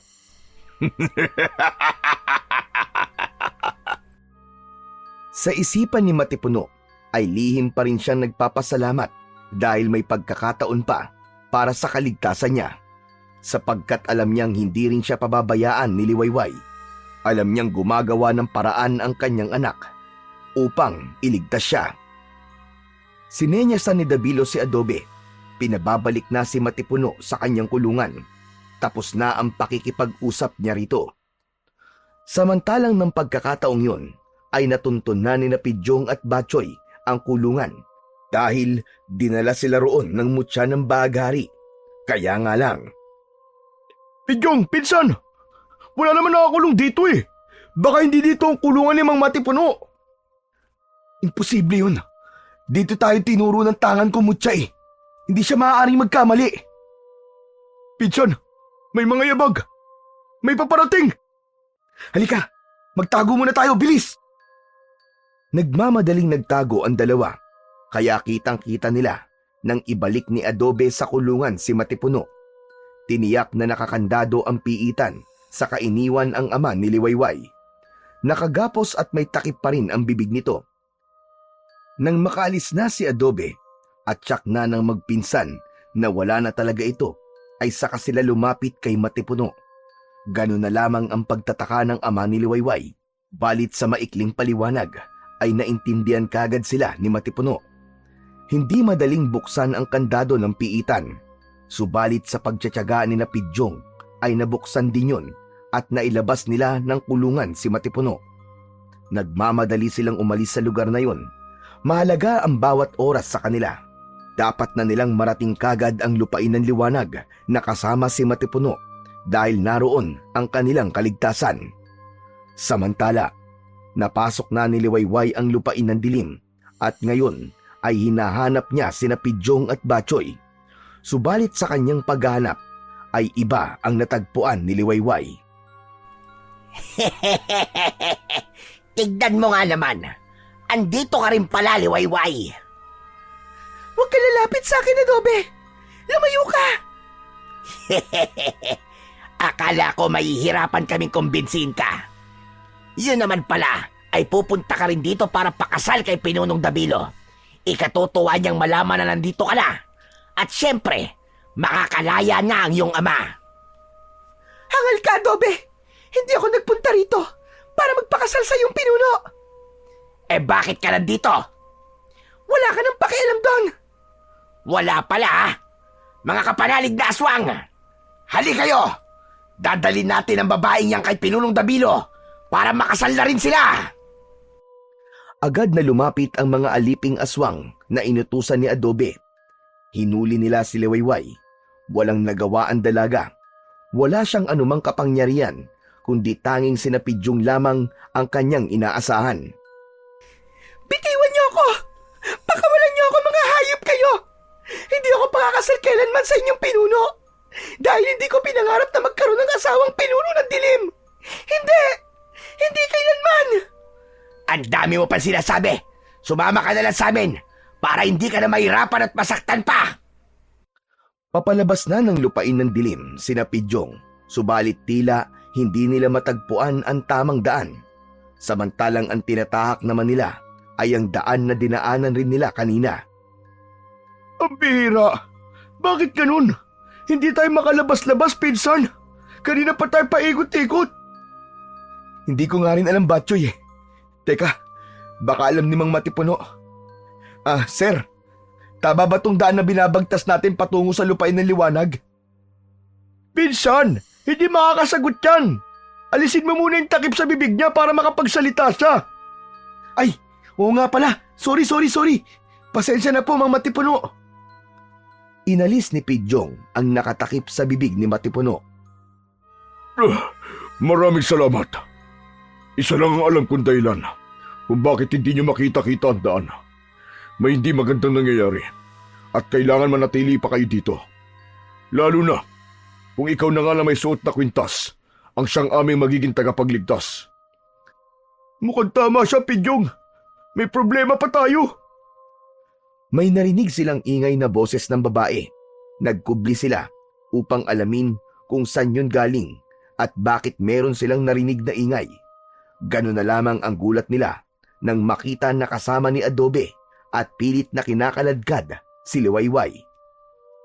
Hindi maaari ito, pinsan. Andito si Liwayway at biyag siya ng isang lalaki. Kailangan kong iligtas ang aking anak. Sandali! Hindi ka maaaring lumapit sa kanila. Kami na ni Batchoy ang bahala. Ililigtas namin si Liwayway. Pangako yan. Hindi ko maaaring ipaubaya na lamang sa inyong kaligtasan ng anak ko. Bilang ama ni Liwayway, ako ang unang may pananagutan sa kanya. Hindi na nagawang pigilan ni Pidyong si Matipuno. Pinuntahan nito si Adobe upang iligtas ang anak. Patay! Problema ito, Pidyong! Matigas ang ulo ni Mang Matipuno! Nauunawaan ko siya, Batchoy. Lalo na't anak niyang nasa panganib. Kailangan umisip na lang tayo ng paraan upang matulungan siya. Hindi nagtagal, naiharap ni Adobe si Liwayway kay Dabilo. Walang pagsidlan ng kagalakan si Dabilo nang makita ang pinakahahangad na babae na si Liwayway. Mahusay! Napakahusay ng ginawa mo, Adobe. Ikaw lang pala makapagdadala kay Liwayway. Halika rito, aking mahal. Alay ko sa iyo ang aking pag-ibig, ang maging reyna ng lupain ng dilim. Angal ka, Dabilo! Dahil hindi ako magiging asawa mo kahit kailan! Mamamatay muna ako bago mo siya makuha, Dabilo! Nagulat sina Adobe at Dabilo nang makita na nakalaya si Matipuno. Anak nang, nakalaya ka! Kagagawan ba ito ng mga dayo? Nasaan sila? Akalang pakialam doon! Napakasaya nito! Magkakasama na tayo! Kaya tama lamang na masaksiyan ng Matipuno ang pag-iisang dibdib namin ni Liwayway na sa ayaw at sa gusto niya ay mangyayari. Nagkukubli lamang sa pagkakataong yun sina Pidyong at Batchoy na nag-aantabay sa mga mangyayari. Subalit kanina pa nila inihahanda ang kanilang sarili sa anumang kasasapitan ng tagpong yun. May drama pa yata magaganap, pinsan! Huwag kang maingay! Hayaan natin sila at sasabihin ko sa'yo kung kailan tayo lalapit at makikialam sa kanila. Hindi na kaya ni Matipuno na makita na nahihirapan ang kanyang anak na si Liwayway na inilalapit na kay Dabilo.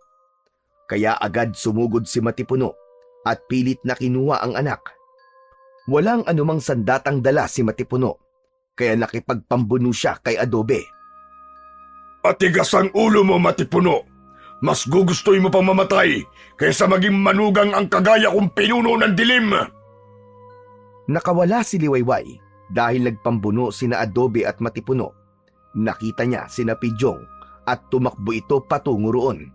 Nanlaki naman ang mga mata ni Dabilo dahil sa ginawa ni Liwayway. Nakita niya rin ang magpinsan. Nakaramdam ito ng matinding galit at pagkapuot. Walang sino mang maaaring makialam sa mga plano ko at lalong hindi kayo mga dayo mula sa kung saang lupain.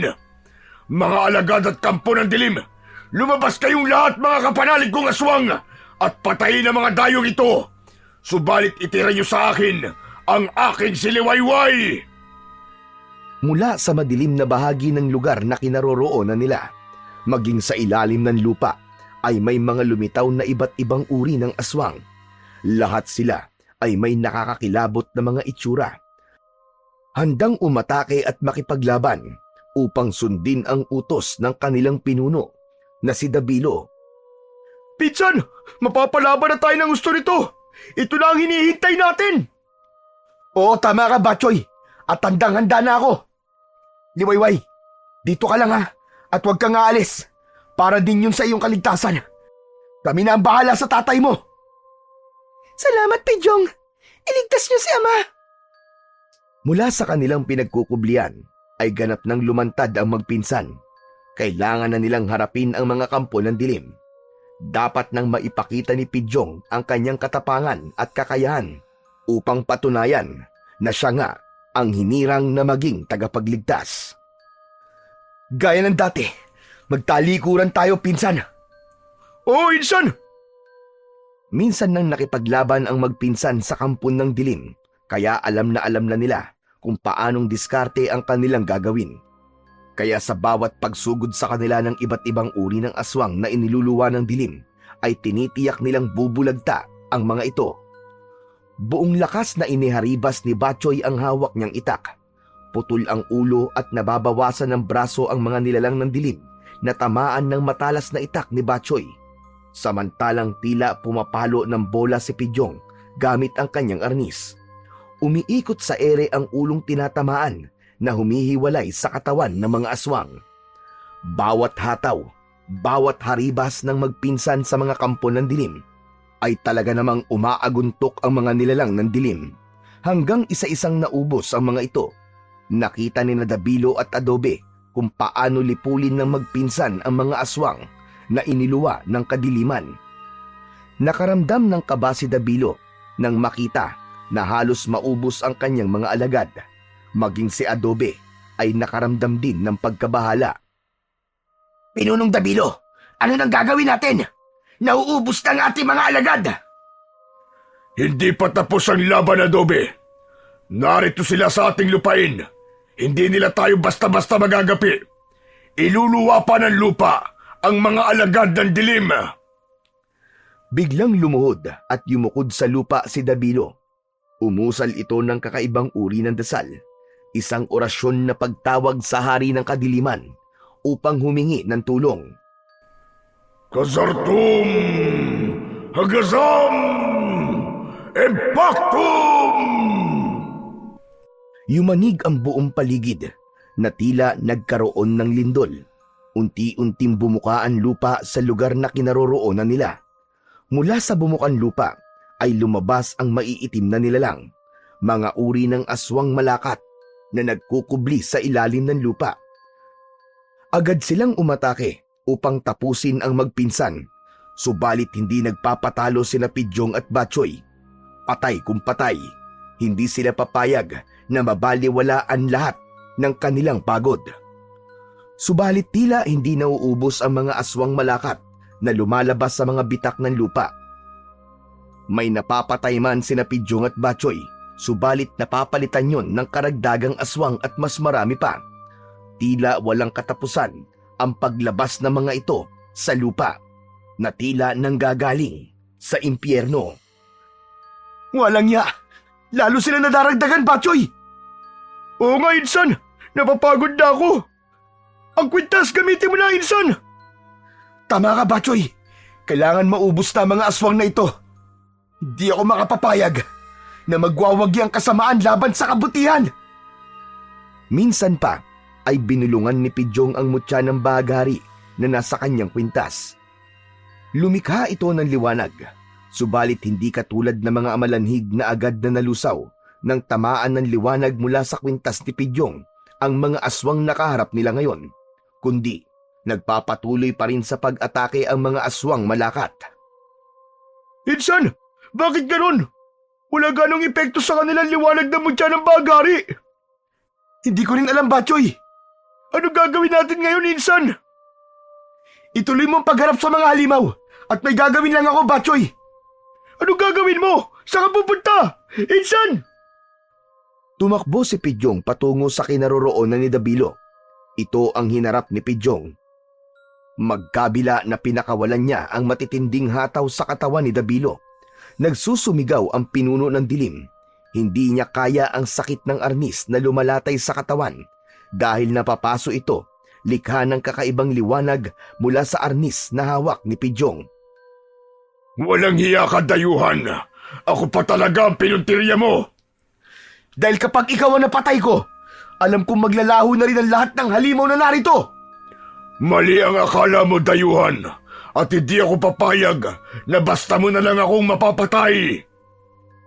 Ipinalakpak ni Dabilo ang kanyang kamay. Kasunod nun ay tila may ibinabato.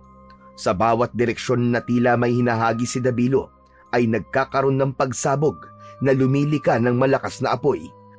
Kaya napaligiran ng malakas na apoy ang lugar na kinaroroonan nila. Naloko na! Nagkalat na mga apoy! Mukhang gagawin pa nilang tila impyerno ang lugar na to. Kailangan na namin makaalis dito.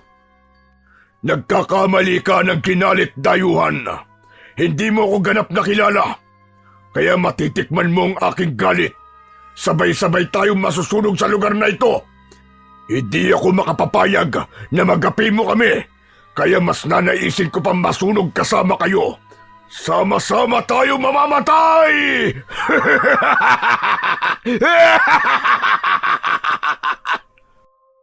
Ang tanging nasa isip na lang ni Pidyong ng mga sandaling yun ay makalayo sila kasama sina Batchoy at ang mag-amang Matipuno at Liwayway. Pare-pareho silang makukulong sa apoy kapag namalagi pa sila sa lugar na yon. Batchoy, tara na! Iwanan na natin ang lugar na to! Oh, Insan! Ayoko balityon dito! Nagmamadaling pinuntahan ni Pidyong ang mag-ama upang sama-sama silang makaalis sa lupain ng dilim na noon ay patuloy sa paglawak ang apoy sa iba't ibang sulok. Wala na kayong matatakasan! Dito na kayo matutupok! Sama-sama tayong masusunog dito!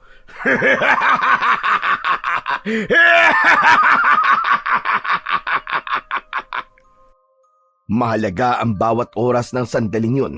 Buhay nilang lahat ang nakataya. Kailangan na nilang agad na makita ang tamang daan palabas ng lupain ng dilim. Liwayway, alam mo ba ang tamang daan palabas? Hindi ko rin alam. Nalilito na ako. Hindi rin pamilyar sa akin ang lupain ng dilim, kaya hindi ko alam ang tamang daan palabas dito. Naku po, paano na tayo ngayon, Insan? Mukhang handa na ang pinuno ng dilim na matupok dito. Dito sa lugar na ito, magbabakasakali tayo. Tara na, bilisan na natin!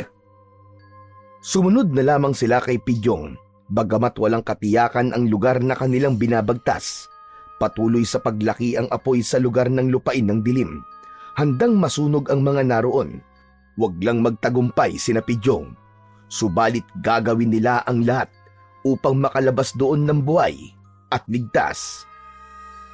Naguguluhan pa din si Pidyong dahil tila mali pa rin ang daan na kanilang binabagtas papalabas ng lupain yun. Gusto nang sumuko ni Pidyong, lalo na't siya na lamang ang inaasahan ng mga kasama, hanggang isang matandang lalaki ang humarang sa kanila. Sumunod kayo sa akin. Ituturo ko sa inyo ang tamang daan bago pa kayo tuluyang matupok ng apoy sa lugar na ito. Teka, paano kami maniniwala sa'yo? Magtiwala kayo. Hindi ko kayo ipapahamak. Kaligtasan lang ang ihahatid ko sa inyo. Wala nang ibang pagpipilian pa sina Pidyong, kundi tanging ang kutob niya na nagsasabi ng totoo ang matandang ibig tumulong sa kanila. Dito, bilisan niyo. Sumunod kayo sa akin. Nagpauna sa pagtakbo ang matanda. Kasunod ay ang grupo ni Pidyong. Sa pagbagtas nila sa lugar na tinahak ng matanda, ay agad silang nakaramdam ng kaligtasan dahil pakiwari nila ay tamang daan nga ang kanilang tinatahak. Hanggang patuloy silang papalayo sa lupain ng dilim, ay naririnig nila ang mga pagsabog na lalong nagpalaki ng apoy. Ano yung mga pagsabog na yung tanda? Natutupok na ang lupain ng dilim. Pinili ni Dabilo na mamatay kasama ang kanyang mga kampon kesa mamatay sila sa inyong mga kamay. Hanggang sa ilang minuto pa ang lumipas, tuluyan na nga nilang narating ang labas ng lupain ng dilim. Huminto na ang matanda. Ligtas na kayo rito. Maaari na kayong bumalik sa inyong pinagmulan. Maraming salamat po sa inyo, Tatang. Hindi ko po kayo makakalimutan. Ito na yung tamang lugar, Insan. Natatanaw ko na ang daan patungo sa lupain ni Liwayway. Kaya nga, ligtas na tayo. Maraming salamat sa inyo, Tatang. Iniligtas niyo po kaming lahat. Ginawa ko lang ang tungkulin ko dahil hindi ko maaaring pabayaan ang aking apo. Teka. Apo? Teka, sino ka ba? At bakit tinatawag niyo pong apo si Pidyong? Ako ang tagapagligtas ng nakaraan. Ako si Pedrito. Ano po? Pedrito? Kung di po ako nagkakamali, yun ang pangalan ng aking ninuno. Ang lolo ng lolo ko. Ako ang tagapagligtas sa nakaraan at ikaw ang sa kasalukuyan. Nagpakita ko upang tulungan ka. Teka. Paano po nangyari yun, Lolo Pedrito? Mahirap ipaliwanag. Subalit, ang lahat ay dahil sa isang hiwaga. Hindi na ako magtatagal, iho. Masaya ko na nakita kita, Pidyong. Aking apo, ipagpatuloy mo lang ang iyong mabuting hangarin sa iyong kapwa. Palagi kang gagabayan ng iyong mutya at ng ating Panginoong Diyos. Tumalikod na ang matandang lalaki at habang lumalayo ito ay unti-unting naglalaho sa liwanag. Samantala, labis ang pasasalamat ni Naliwayway at Matipuno kina Pidyong. Utang namin sa iyo ang aming buhay. Kung may pagkakataon pa kayo, ay nais naming isama kayo sa aming lupain upang ganap na makapagpasalamat. Bago pa makasagot si Pidyong, biglang nagliwanag ang mutya na suot niyang kwintas. Kasunod ay ang paglitaw ng bahaghari at sa isang iglap ay hinigop nito ang magpinsan. Wala silang nagawa kahit pigilan pa ni Naliwayway. Ibinalik sina Pidyong ng dulo ng bahaghari sa lugar na pinagkunan sa kanila. Yun nga ay sa kakahuyan. Ala, andito na tayo sa kakahuyan, Inson! Nagbalik na tayo! Tama ka, Batchoy. Tapos na ang ating misyon. Nagawa ko na ang aking tungkulin. Wala na rin si Naliwayway at Mang Matipuno. Naku naman, oo! Sayang! Sayang talaga! Alin ang sayang? Yung pinangako sa atin ng lola niya, yung ihahandang masasarap na pagkain ni Lola Liwayway. Hindi ko na matitikman yun. Naku naman, oo! Halika, balik tayo doon! Sira ulo! Kalimutan mo na yun! Ikaw na lang ang bumalik kung gusto mo! Pero ang mahalaga sa lahat, nailigtas na natin sila sa kamay ng dilim. Makakapamuhay na sila ng maayos at may kalayaan sa lupain ng liwanag. Kung makakabalik pa tayo doon, hindi ko alam. Ang mutya lang ng bahaghari ang tanging nakakaalam. Paano na tayo? Anong gagawin natin ngayon, Inson? Ano pa nga ba? Di umuwi na tayo kay Lolo Tomas. Malamang naghihintay na sa atin yun. Baka nga mamaya may inihanda siyang pagkain . Gutom na rin ako. Yun, ayos! Wish ko lang may tibog na inihanda si Lolo Tomas. Tara na, Insan. Tom Goods na talaga ako . Magkaakbay ang magpinsang naglakad na papauwi. Naging puno man ng pakikipagsapalaran ang mga nakaraang araw sa kanila. Subalit kasiyahan ang hatid nun dahil alam nila na may iniligtas sila at may natulungan. Bagamat palaisipan pa rin ang mundong kanilang pinuntahan, ang tanging alam nila ay naging kasangkapan si Pidyong kasama si Batchoy upang iligtas ang mga tagalupain ng liwanag sa mapinsalang nilalang mula sa lupain ng dilim. Bawat isa sa atin ay may itinakdang kapalaran. Maaaring ginagamit tayong kasangkapan para sa ibang tao. Yun ay ang matulungan sila at maging mabuting ehemplo sa lahat. Nangako si Pidyong na mas pagbubutihan niya pa at pag-iibayuhin ang kanyang pag-iensayo kasama ang pinsan niyang si Batchoy.